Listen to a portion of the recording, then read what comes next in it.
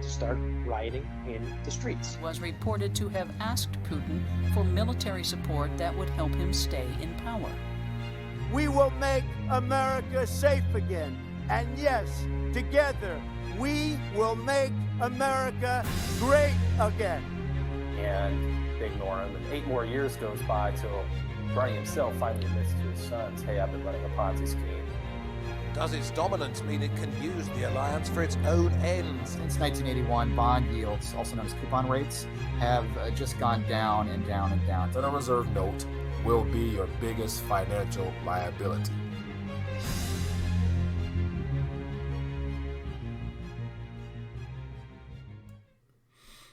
RTD Live Talk, we're live.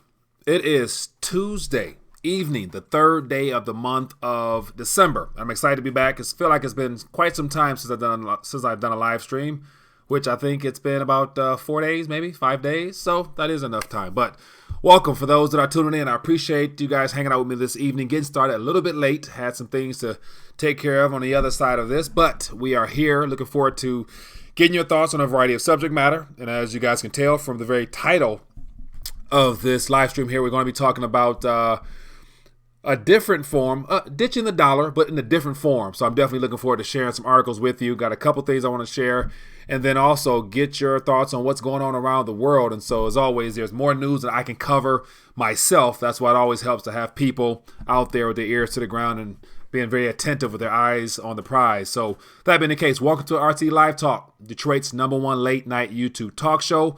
My name is Mike, the host, and as always, for those that have interest in letting your voice be heard, there's a number, 313-462-0027.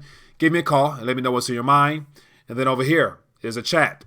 For all my new viewers, feel free to acknowledge yourself. I will definitely give you a shout out and welcome you to the RTD community. And before I get into the articles I want to share with you about ditching the dollar, I figure I would just acknowledge a couple people. We have Nicholas Fleming. Says, brother, remember, us in the island, we're tuned in also. It's a global economy and a global community. Trinidad, Tobago, West Indies. Nicholas, I appreciate you. George Gammon, how you doing, my friend? I appreciate you taking time to join us this evening. For those that do not know, Mr. George Gammon has a great YouTube channel, and we had a chance to connect earlier, so definitely appreciate you taking time to join us.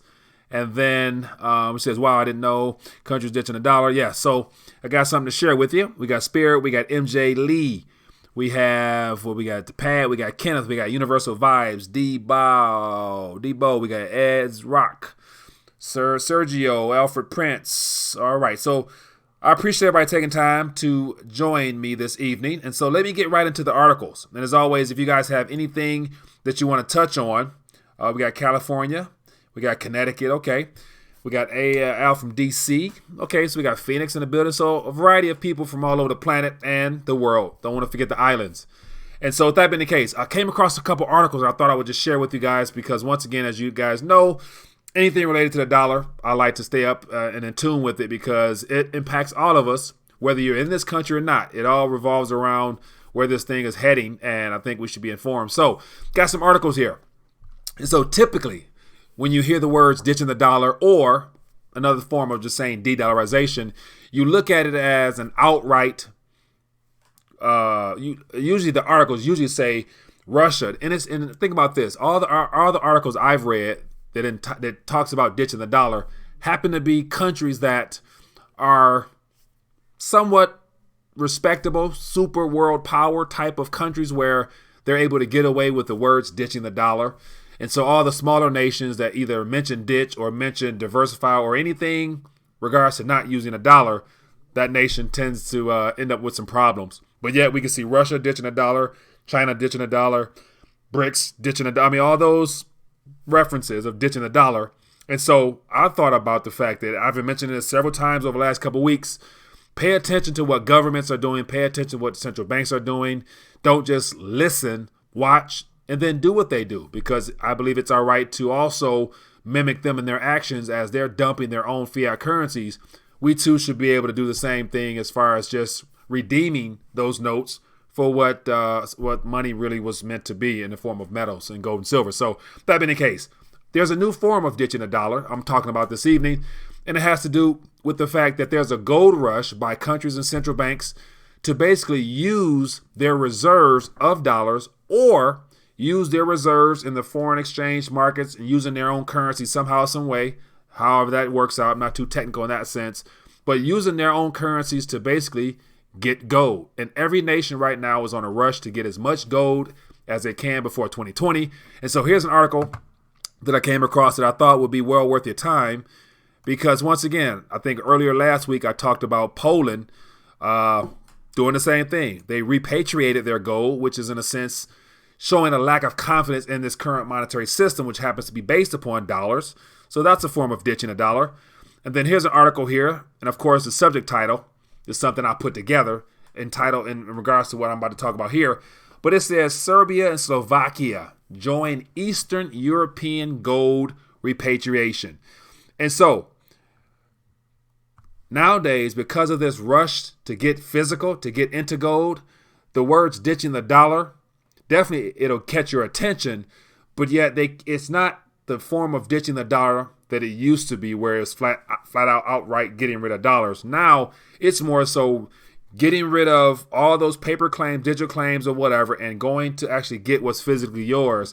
And so with this repatriation, that is a form to me of ditching the dollar, because basically you're saying that the dollar, when it was sold to the world on the whole Bretton Woods aspect and prior to the Nixon situation, the dollar was good as gold.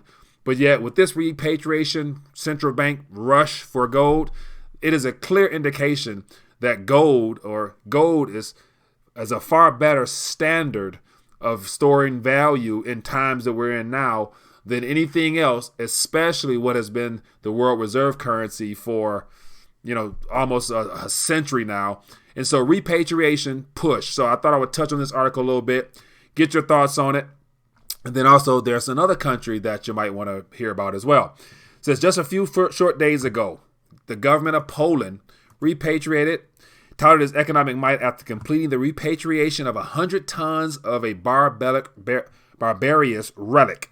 And with Hungary's anti-immigrant and immigrant prime minister also ramping up holdings of a safe haven asset to boost the security and its reserves, more Eastern European nationalists are doing the same. So just the very fact we have a gold rush right now, and the United States of America has not even mentioned the words gold. We have been told nothing about gold here in the mainland of the United States of America.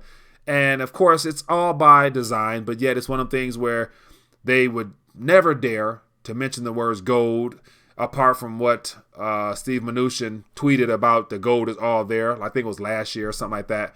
And so the gold rush is on. And so when you have some very small countries that most people never even heard of or nevertheless know where they're located at on the map, when you have those type of countries going out and getting gold or just basically staking claim to what's already theirs, that lets me know that the dollar is already a item that's not in favor right now. It's not the season of the Federal Reserve note, aka dollar, because there is a new gold rush for people to trust in something a lot more stable, and it happens to be a chemical element from the earth known as gold, and of course silver.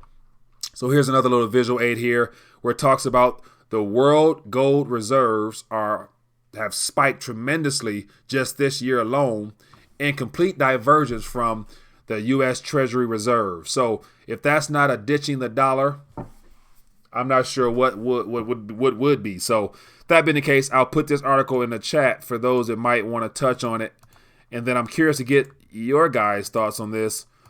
This whole new form of ditching the dollar through repatriation, bringing gold back to the country, is something that a lot of people, may not consider ditching a dollar because it's not outright Federal Reserve notes, but it's the confidence or lack thereof in our global monetary system that is a true indication of why these nations are doing that. And of course, I always mention about how they're getting prepared for something in 2020. So I would imagine that there's going to be something going down real soon, if not sooner than we could ever imagine. So that being the case, I thought I would check in and see what your guys' thoughts are. Debo says, what do you think about offshore storage of precious metals? Great question there. And so my personal opinion So I've had a chance of talking to a lot of people that share their thoughts on the subject matter. And me personally, it's more so, what is your game plan? And so if you are a person who are just local, if your lifestyle, everything about your lifestyle is more so local, you've never left the country, or you don't have no plans on leaving the country, then putting currency overseas in the form of a metal, in my personal opinion, may not be the best thing to do.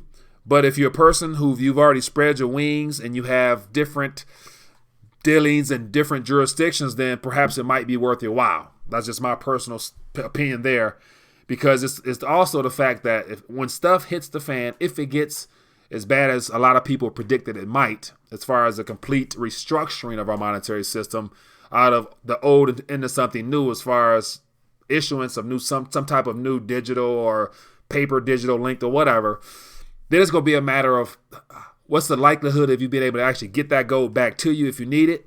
And then if you do get it, I'm not quite sure the environment will be stable enough for you to go down to your local coin shop and say, I would like to trade out this and get that type of thing. So just my 2 cents. But we have a call, so I would like to take that call. Hello, caller. What's your name and where you calling from? Mike, Tim. Tim, how you doing, my friend? You there? Yes, I am, sir. Go ahead. What's on your mind? Okay, I don't have a great connection. All right, I'm going to quiz you, okay? Okay, go ahead. Throw something at me. All right. Okay, hey, well, first I'll give it. Did you hear about the British Virgin Islands and the stablecoin equaling 1 USD? Yeah, I just came across that. I didn't bother to pull it up, but I can definitely go to that right now. Yeah, sure. Give me your thoughts on it. Oh, well, it's just basically, same old deal, right? Just trying to sell you into a cryptocurrency I don't mean to put down cryptocurrency, but they're going to sell us into a unlimited digital coin to replace our currency. So this is an experiment, I think, don't you? Yeah, I would agree. And so actually, I'll pull it up right here and see if I can get this on here. So I have the article here, and it says British Virgin Islands announced US dollar backed digital currency. And isn't it interesting that I'm talking about nations ditching the dollars or repatriating their gold, and here we have the British Virgin Islands talking about backing a currency with the dollar that the rest of the world is running from. Don't you find that to be very interesting? Yeah, not only that, but we're talking about the British Virgin Islands. That's not even their currency. The Digital Economic Symposium.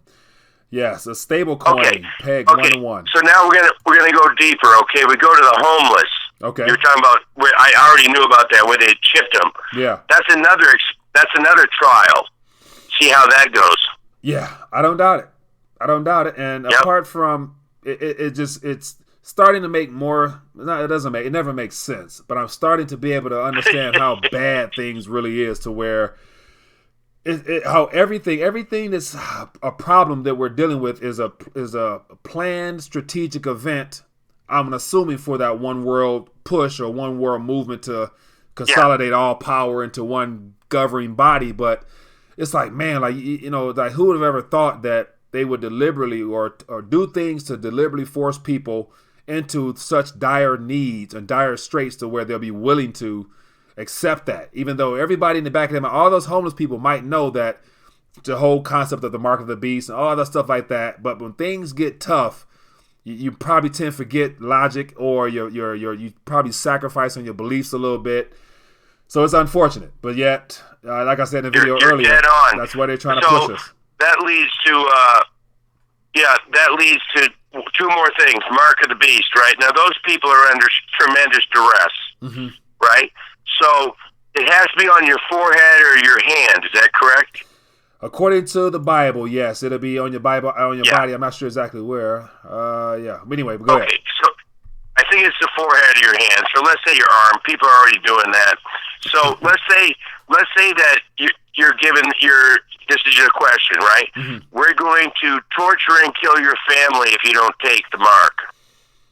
Whew, Tim, you put me in a tight bind, my friend, because... Sorry, you don't have to answer that. No, and it's one of the things where, and this is where I'm heading with this whole journey that I'm on, and what the next version of the project I'm working on, it has to do with your spiritual beliefs and your faith. And when stuff hits the fan, that type of thing you just mentioned is nothing new. It's basically persecution. And what that type of persecution boils down to, it's an attack on a person's core element of their faith, which all has to do, in my personal opinion, with, like, I was reading the book of Matthew the other morning, and it talks about how all those things will come about because for his name's sake. So for the very fact that people believe in Christianity and can hone it down to a particular name, those 5 letters, JESUS, that type of thing is very real, what you're throwing out there. So it's one of the things where between now and the time I might be confronted with that, I pray to God that I'll have the spiritual strength to make the right decision according to how he would want me to do it. And of course, you know, you can say what you want to say, but until you put it on mark, you never know. And yeah, there is definitely. I mean, you know, you're talking to I was an atheist, now that I turned into an agnostic, and now I'm like, there is a higher power because Satan's in charge. And I'm like an engineer. So hey, and you're doing a great job. One more question, I'll let you go. Yes, sir. What's the root of, in this existence, not going to a higher power, anything like that, just this existence, right? What is the root of the evil that creates the homelessness, other than to do with humans? What tool is used to control humanity? Very first thing that comes to my mind based upon that question is our financial system is the core root of all of the economic, monetary, spiritual, physical, social, family, all those ologies. A financial system, the way it's designed and structured, I believe, has done a great job according to their plan of indebting the world and squeezing out productivity for your average person that used to get up and just love and going to work, coming home and enjoying the rest of their day. Now you go home, get off one job, and typically you go to another one, which is a result of our financial system and our education system. Our lack of education does not taught in the schools, and then the financial system. Those two right there are the reason why most people are asleep at the wheel, and we're all headed down a very uncomfortable path. So, but it would not have been possible without the financial system. Yes, but I'm sure it goes deeper. It goes deeper, but just off the top of my head, according to the answer I want to give you for that question, that I have to do, man. But I appreciate it, Tim, as always, for calling in, buddy. Okay, you have a great night, all right? Yep, thank you. Okay. Yeah, man, good stuff as always. Good stuff as always. Tim always throws out a curveball. I appreciate it. And so, as always, let me check back on the chat. Any thoughts or questions, highlight at Rethinking the Dollar. I'll definitely share my 2 cents, or you can just ask it to the community, and they'll answer it for you.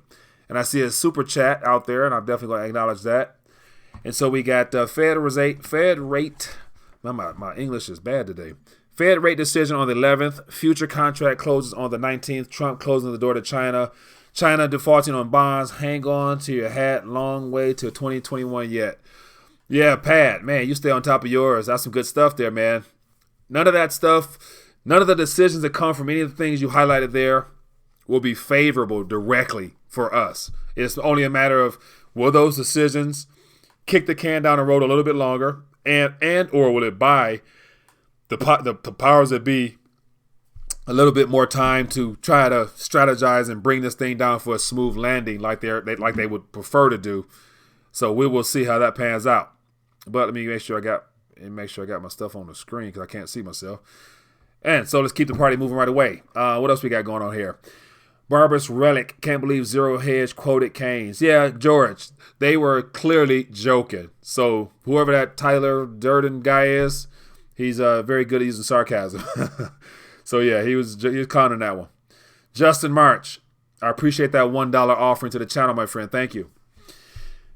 Pat says 113 million ounces of silver were nationalized pursuant to Executive Order 6814. An additional 1.3 billion ounces of silver were purchased under the Silver Purchase Act of 1934. Man, Pat, you just throwing out all types of stats tonight. You got the encyclopedia open, or you just put it all up here and it comes out naturally? Some good information there, my friend. So the fact that you threw out 112,937,925, the chance of that coming off the top of your brain, if it did, you're a bad boy. But if you looked it up, that's okay. We all typically do. What else we got here? It says government has created a dependency culture. Fed has contributed greatly. Very much so. So, George, that's a great point. And I talked about this before, where just how the government has become dependent upon the current monetary structure. And it all started with, of course, Woodrow Wilson, who happened to be, to my knowledge, a college professor turned president at a very interesting time where the powers that be was trying to get through the Aldrich bill by Senator Aldrich, which was a direct correlation and timing and concoction with the central or with the commercial banks of the day and age. And all of a sudden, here we are, 100 and almost 17 years later.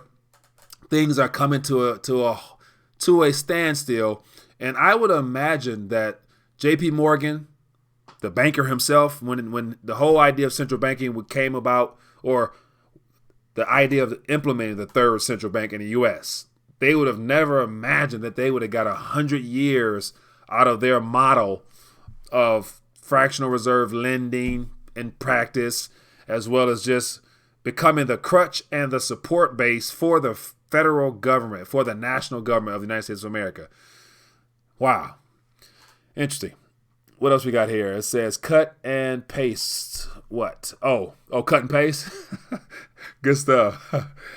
Question says here that we'll have a nice run in precious metals for the next few months, followed by a massive decline. What do you think about trading in and trading out?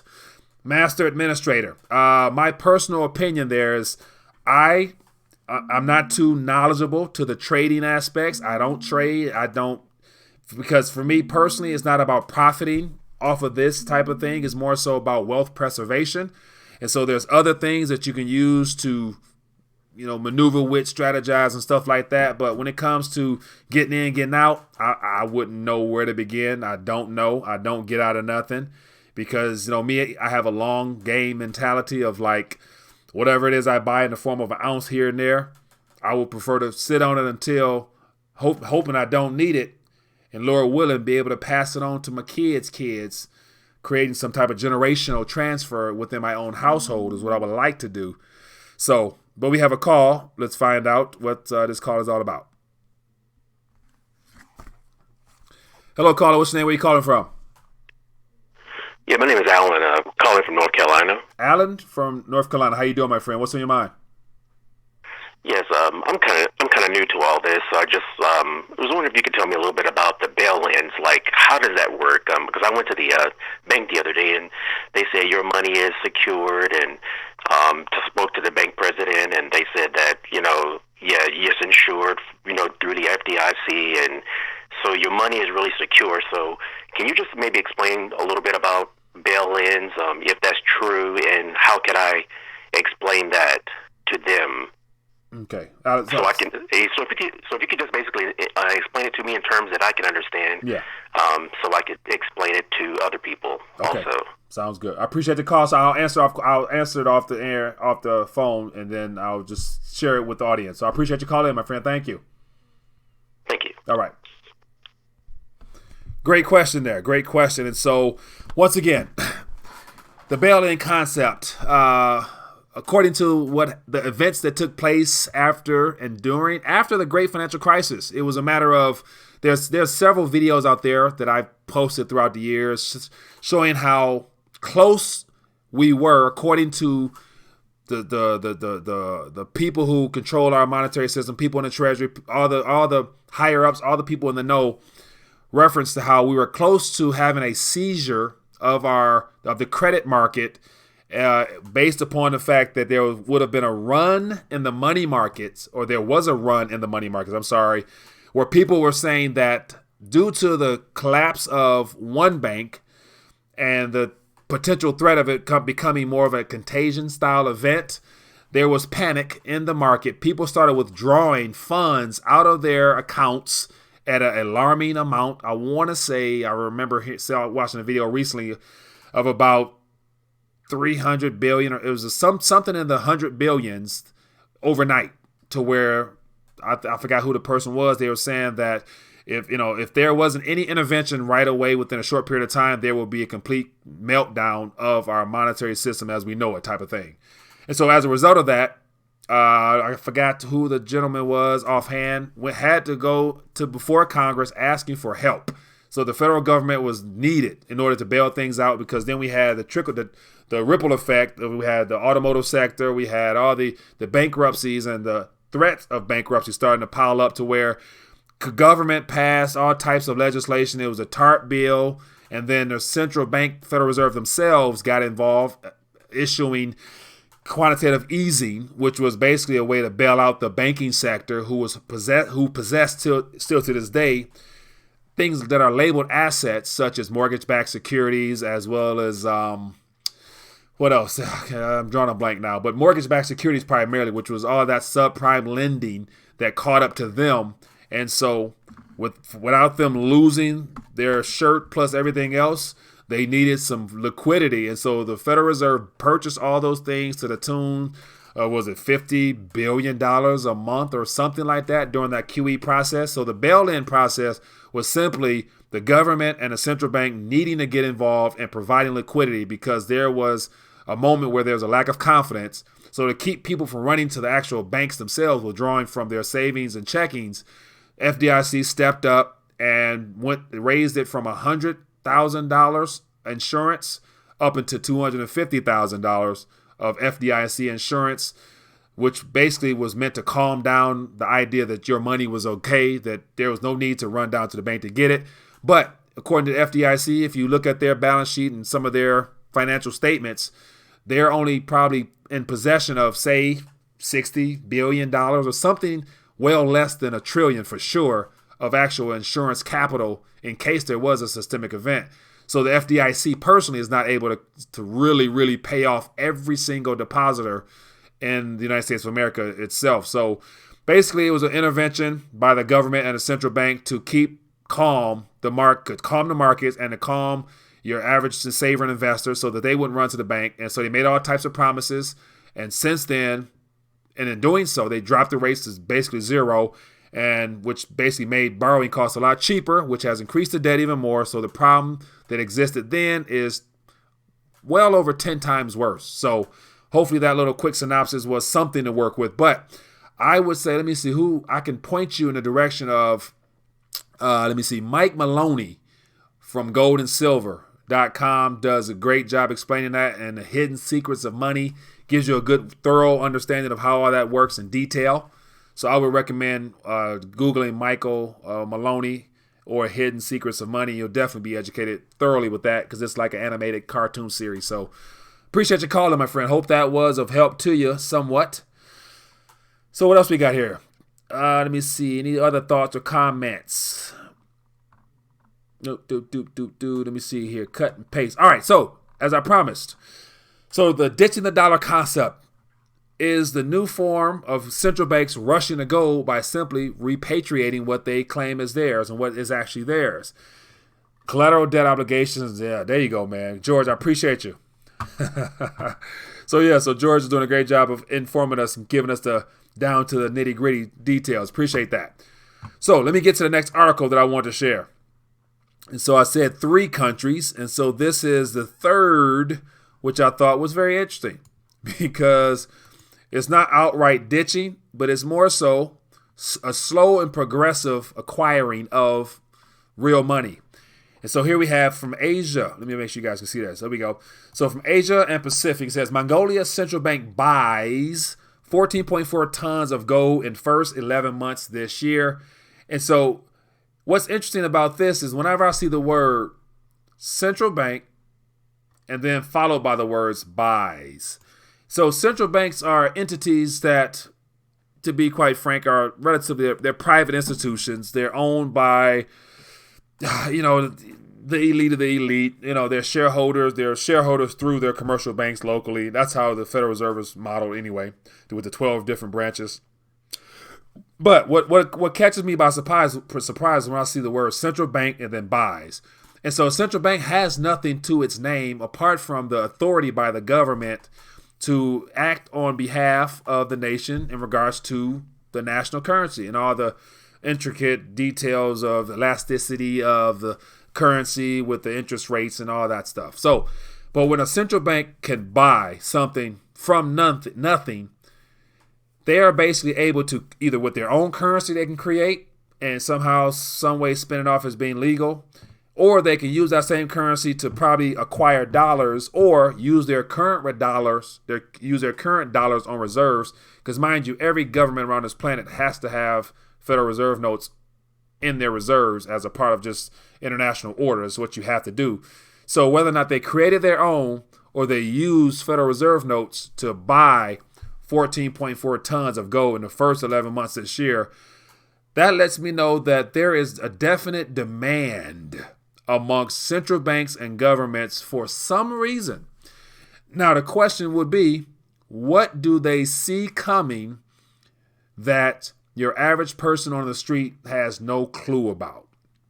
And so then that goes back into my thoughts of the rush before 2020. So every central bank, government, so this will not be the last article I share with you before the end of this year about a government, a central bank, or somebody that's up there in power somewhere on this planet, and there being a headline, something goes, something. And what's interesting is not one of these articles I've ever read about this gold rush happens to be a silver rush. So if nations are running towards gold, and then we know that there's a very heavy position that JP Morgan Chase is sitting on, how come we don't see the word silver in the headlines on these mainstream articles? And so it's one of the things where there's no way in the world silver is not included, and it's just not for gold. Because I would imagine the nations that are not able to acquire tonnage in this magnitude would be able to acquire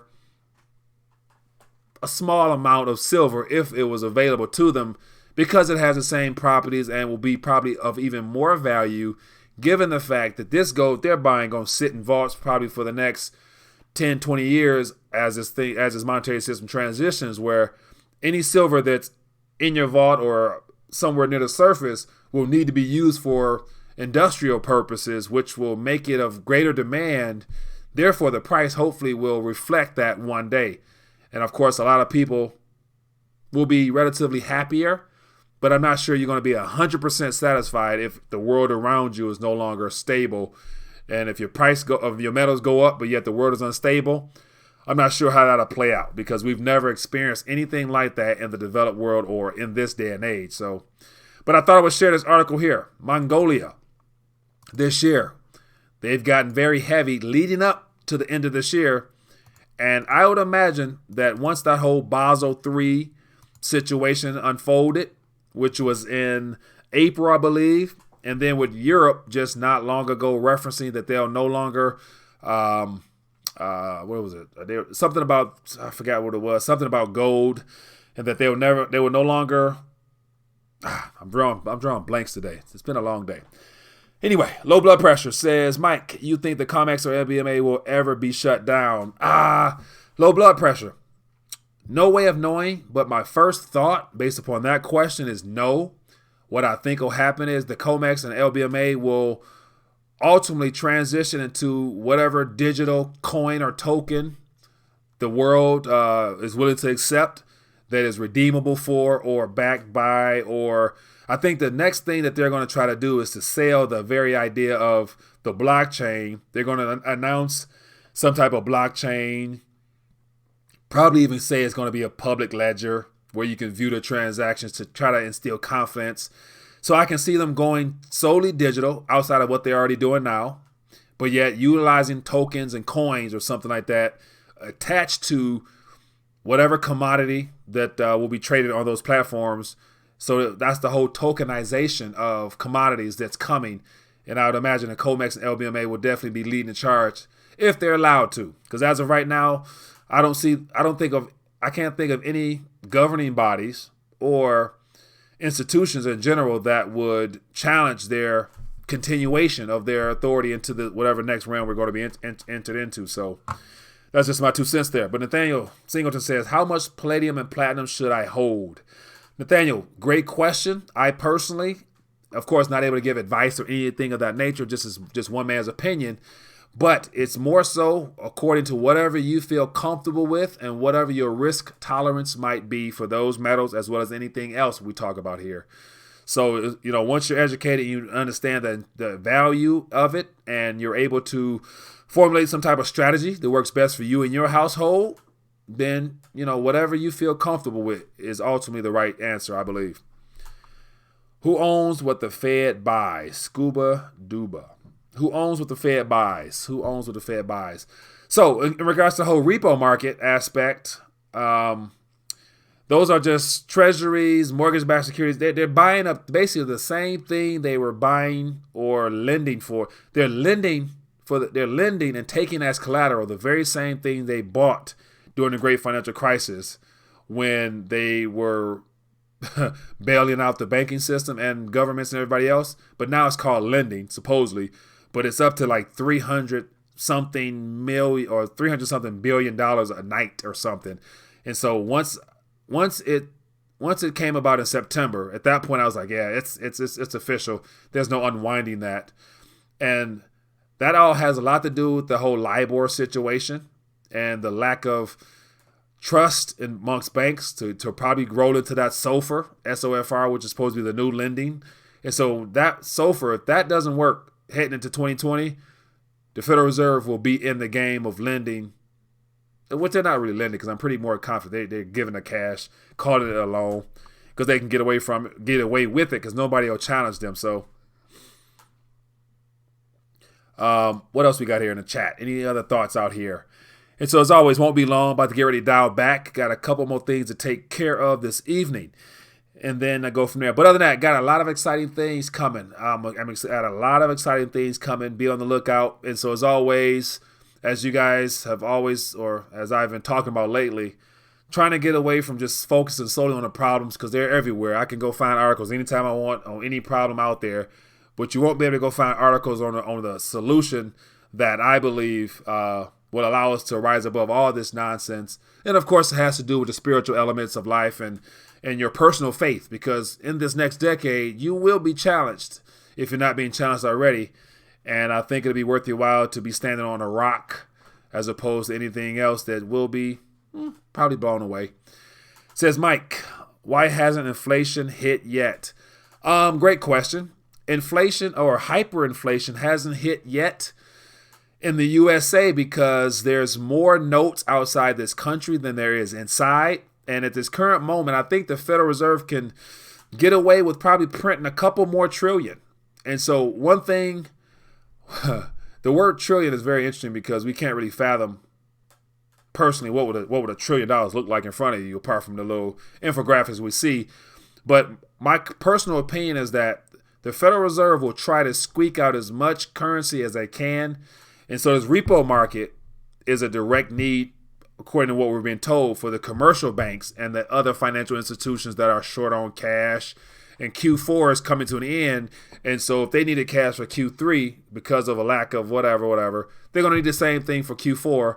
But yet now they've extended the lending period to 42 days. And next is going to be a year. And so people are going to keep rolling that stuff over. So hyperinflation is not, it could be a couple years away, because I believe that the derivatives market, which is how many countless quadrillion, I don't know. I believe that the Federal Reserve, with the world's approval, could probably try to monetize enough currency to pump into the back doors of all those involved with the derivatives to keep them things from failing, to where the derivatives markets could probably be,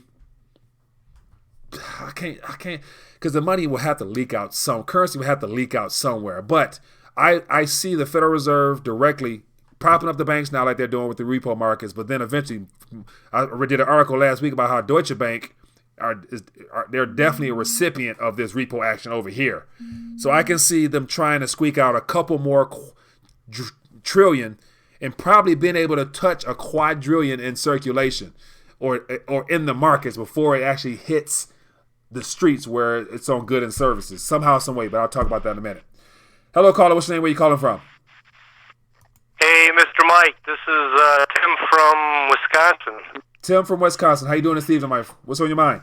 I'm doing good. My thoughts are that with the news, the way things are going, they're all on the same page. whether it's local or nationwide, they want us, not talk about other things and pick up other things. Look this way, but not the other way. And they're all on the same page. How are they all on the same page? I mean, did they get an email, saying, well, this is what you have to do, Yeah. No, great question. And the reason they're all on the same page is because they all probably take orders from the same entities, but yet also think about they have all their meetings. So central banks they have Jackson Hole, where all central banks come together to discuss policy. They got all those economic forums. They got Bilderberg. They got all those elite clubs. They got the economic, the foreign relations in New York. And so they got all those clubs that they're all members of, and they meet up frequently, and then they probably on the same email chain. And I wouldn't even doubt they're all on the same text chain as well. So that they have to coordinate how they're going to try to work this out, because this is not just an isolated event like it was similar or kind of over the last recessions and panics and stuff. This what's going on now is all happening at the same time, so everybody is on guard. Okay. So what I find interesting is, to do this, they're bringing thousands of people that are doing a job, and they're making all these thousands of people corrupt. Shouldn't some people start jumping ship and say, listen, this is I want to be a news reporter, but this is what I'm told to do. See, the problem with that is that once your livelihood is dependent upon a paycheck, and your primary when your job asks you to do certain things that you might question, most people go back to who's feeding me, who's the one putting money in my account, in my pocket, and at that point it's like, okay, I got to do my job. So people have come to the point where they rather choose their job or anything else over anything else because their livelihood. So once you've established a comfortable lifestyle like we have in the U.S. here, where you got 2 or 3 cars, you got all the toys and everything you want, the chance of you doing something to disrupt that might not be too high. So all right, well, yeah. So money's the bottom line, then. It sounds like. That's a blessing to have had the privilege of living in this country under this system for so long, but it's also the curse because we've become complacent and very dumbed down to where when we recognize change, it's going to be hard to make that change, especially if all your comforts are based upon those issues we're talking about. You won't initiate change unless it's forced upon you or you have to, unfortunately. And I think most people will wait until they have to, as opposed to initiate it in the way we're talking about here. Wow. All right. Well, you're doing a great job, and yeah, thanks a lot. Appreciate you, my friend. Thanks for calling in. Okay. All right. Have a good one. Great stuff there, man. Great call. Appreciate that. And so we get ready to dial back, approaching our 40-minute mark. And so want to get your last thoughts, any last callers out there, and we'll dial back for this evening. Tomorrow, got a couple things rolling out tomorrow. Got a great interview with one of the gentlemen joining us in the chat here, Mr. George Gammon. So if you guys haven't, make sure you go check him out on YouTube. Does a great job educating people. And got that interview out tomorrow. Also, this little picture right here, RTD Silver Coin, still available, but I'm upping the game a little bit. So make sure you guys stay tuned for tomorrow. The best part about being in this little space here is that as I learn, it further encourages me to practice what I preach. And so one of the things I preach is definitely making sure, as this sign says right here, where is it at? Get your weight up. As it says here, get your weight up. And so it's one of the things where when you know what real money is, it makes it hard to do anything but do what's real. So got a couple of things coming out that I'm excited about. So I'm hoping it'll be a blessing to you as well. So that being the case, don't see any thoughts out here. It says, RTD, it's better to get the money you have and use it instead of worrying about preserving. All money is a controlled end. Which workers? Great point there. And so when I refer to money and the current way the system is, that's the way that's the way the system has designed for us to think about money. And so it's the it's basically it's all the things you need in life, and in between is currency. It's what we use to get what we need in life. So we work, we invest, we do all this stuff of energy, skills, or whatever. We need a house, we need water, food, clothing. How do you get that stuff? It's that intermediary medium of exchange that we use to get that done. And it happens to be right now dollars, and in Argentina it's pesos, and in Iceland it's coronas, and so in Argentina it's pesos. So everywhere it has its own national currency, but as we see, they're all not created equal. Some of them are doing a lot worse than the Federal Reserve note. So we are in a very privileged position to be able to get a few more items at a cheaper cost than the rest of the world for the time being. But we are not immune to the world's issues in no way or form or fashion. So our time will come, I believe. Says Mike, you think money changers at temples were original Forex traders? Low blood pressure. They could have been. I'm not sure. Apart from the tax collectors and all those people referencing the Bible, I don't know what the daily transactions were like. But definitely, if there's a way to scam the people and take a profit off top, I would imagine they were doing it in the temple. So, because he called them a house of viper and thieves and all types of terminology, which was basically just Jesus cussed them out in a good sense, I guess. Emperor 1875 says, check out Mark Levin from Real Vision. Great format. Thanks for doing live format. Emperor, I appreciate you, my friend. Says, if you can't own land, money is worthless. Witcher Works, great point there. So basically, one of the things I talk about is the importance of understanding what God has given us, and he's given us dominion over the earth itself. And when that came about, there was nothing on top of it. Everything was in it. So to this day, that still remains true. Having land and then having mineral rights and everything underneath would probably be the greatest wealth you can have. And if you own what's on top, technically you probably don't own it because you pay taxes and your government can take it from you. So yeah, probably owning what's in the earth and keeping it down there, unless you got rights and all that good stuff like that, might be worth your while. Deba says, Mike, you selling the coin? Is it on your site? So yeah, the link to this RTD 1 ounce silver coin is beneath this video here, and it's hosted on one of my channel sponsors, or affiliates rather, which is SD Bullion. So SD Bullion's hosting it for me, so all that information is there. But I have something rolling out real soon. You'll hear about it tomorrow, and I think you'll like that as well.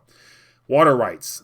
Man, Elbow, I would love to have some water rights. Anybody out there own water rights, know how to get some or know how to participate in that type of activity, reach out to me. I'm definitely curious. But with that being the case, I'm ranting too much, so that means that it's time to dial back. So as always, everybody's been great hanging out. I appreciate all the people chiming in the chat and all the calls. As always, all the information you need, all the opportunities you need. You got cash, we got silver. My 4 steps to waking up to this monetary matrix. Here's 1, 2, 3 here. The 4th one, check it out. It's an opportunity, because everybody in this next decade, believe it or not, as I said before, you're going to be forced to become an affiliatepreneur, where you're going to have to actually get out and work for yourself in some form of fashion if you plan on withstanding this monetary shift, as employment, the way we've known it, comes to an end. So with that being the case, I'm done for this evening. If you guys have enjoyed this, don't be afraid to donate a thumbs up to the channel. Just hit that button right beneath this video here. And if you did not enjoy the channel or the live stream, due for whatever reason, you're entitled to that. Don't be afraid to hit the thumbs down button. Either way, you got to do something. I appreciate your efforts. And as always, if you guys want to be a blessing to the channel, to elevate the channel a little bit more before I can produce greater content, as well as provide you guys service through special deals or whatnot from all the things that's coming. Top corner there, Patreon. Become a Patreon member. And if we have any people who are savvy with the technology side and want to join me for a co-hosting stream, feel free to do so. Just check the Patreon link below. And that's it. I'm winded. I'm tired. It's late night here. It's almost 11 o'clock. But it's been great hanging out. Everybody be good, be blessed, be safe. I will see you guys later. And then stay tuned for this last little message right here. Have a good evening. Hey there, sorry for this interruption, but I wanted to bring something to your attention. If you've been enjoying this live stream, why don't you partner with me and be a support to the channel via Patreon membership for just a minimum of $5 a month. All you have to do is scroll down beneath this video here, click the Patreon link, then consider donating as little as $5 a month toward the channel. A little bit of crumbs can go a long way, and I appreciate your support. Now, let's get back to this live stream.